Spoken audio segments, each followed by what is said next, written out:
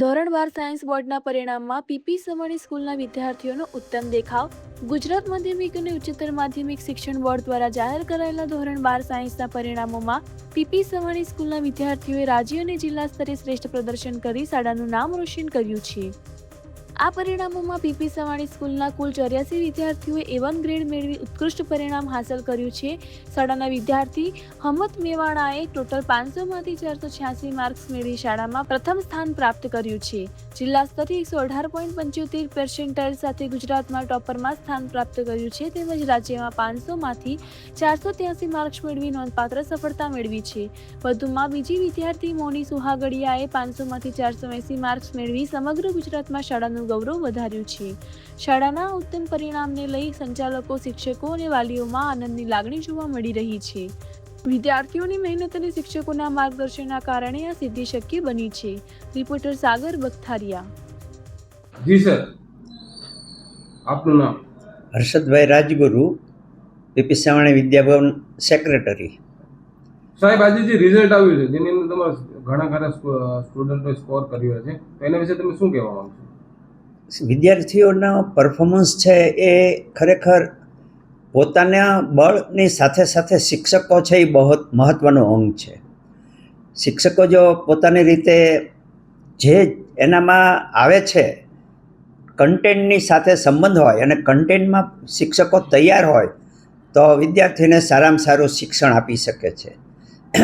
આજે વાલી પણ એટલા જ જવાબદાર હોય છે, વાલી પણ સજાગ હોય છે, પણ શિક્ષક છે એ બહુ મહત્ત્વનું પાસું છે. અને બાળપણથી જ તે શિક્ષક છે ને એ ગ્રેજ્યુએશન થાય ત્યાં સુધી એનું પાસું હોય છે. એટલે અમારો જે સ્ટાફ છે એ ખૂબ જ તે મહત્ત્વનું અંગ છે. અને સાથે સાથે તૈયાર પણ એટલા જ તે પોતાની જાતને કરતા હોય છે, કન્ટેન્ટમાં હોય કે બીજી નોલેજ હોય, આ તે બધી બાબતોમાં. એટલે શિક્ષક છે એ બહુ મહત્ત્વનું પાસું છે. અમે તો સગવડતા ઊભી કરી દઈએ, ટ્રસ્ટી મંડળ છે એ સગવડતા ઊભી કરે, પણ એને જો ઓપ આપવાના હોય તો એ શિક્ષકો જ આપી શકે છે. જી સાહેબ, શિક્ષકને ઘડવૈયા પણ કહેવામાં આવે છે, એના વિશે તમે શું કહેશો? એટલે શિક્ષક તો બાળપણથી, આજે બાળકની ઉંમર 5 વર્ષની હોય છે ત્યારથી તે 26 વર્ષ સુધી, આજે માનો કે માધ્યમિક કક્ષા છે, પ્રાથમિક છે, પ્રી પ્રાઇમરી છે, એ બધી જે વિભાગો છે વિભાગો આધારિત બાળકોને ઘડતર કરે છે. માઇન્ડનું ઘડતર કરે છે, સાથે સાથે શારીરિક ઘડતર પણ કરે છે. વિરાણી મેઈની સુરેશભાઈ. જે આ બોર્ડનું જે રિઝલ્ટ આવ્યું છે એમાં કેટલા સ્કોર મળ્યા છે? મારે 500 માંથી 480 આવેલા છે. તો આ જે રિઝલ્ટ તમારું આવ્યું છે એનો આખો શ્રેય કોને આપવા માંગશો? હું મારી ફેમિલી અને બધા ટીચર્સને આપીશ. હા, આગળ જઈને શું કરવાનું? અત્યારે તો ઈસીનું વિચારેલું છે, એટલે એ જ છે. આપનું નામ? મૈયાણી હેમલ હરેશભાઈ.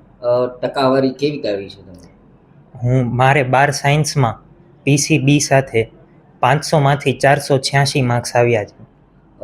આખા વર્ષ દરમિયાન કેવું લાગી રહ્યું છે? કોની મહેનત હતી? પીપી સવાણીના દરેક શિક્ષકની ખૂબ જ મહેનત હતી, તેમજ તેમનો સપોર્ટ પણ ઘણો રહ્યો હતો. ક્યારેક માર્ક્સ ઓછા આવે તો તે સપોર્ટ આપતા. આગળ જઈને શું કરવાનું? MBBS ડૉક્ટર એમ્સમાંથી. વર્ષ દરમિયાન કેવી પરિસ્થિતિ હતી અને કેટલા લોકોએ તમને સપોર્ટ કર્યો? પીપી સવાણીના દરેક શિક્ષકે ખૂબ જ સપોર્ટ કર્યો હતો. આપનું નામ? ચાચડિયા ગ્રંથ શૈલેષભાઈ મારું નામ. કેટલી ટકાવારી આવી? મારા 12 સાયન્સમાં 500 માંથી 483 માર્ક્સ આવ્યા છે. તો શું કહેશો, કેવું લાગ્યું?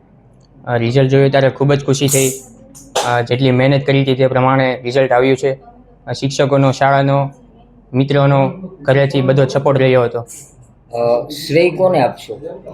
શ્રેય સમગ્ર શાળા ફેકલ્ટીને ને મારા માતા પિતાને, તમામ લોકોને શ્રેય આપીશ. આગળ જઈને શું કરવાનું? આગળ જઈને EC એન્જિનિયરિંગમાં આગળ વિચારી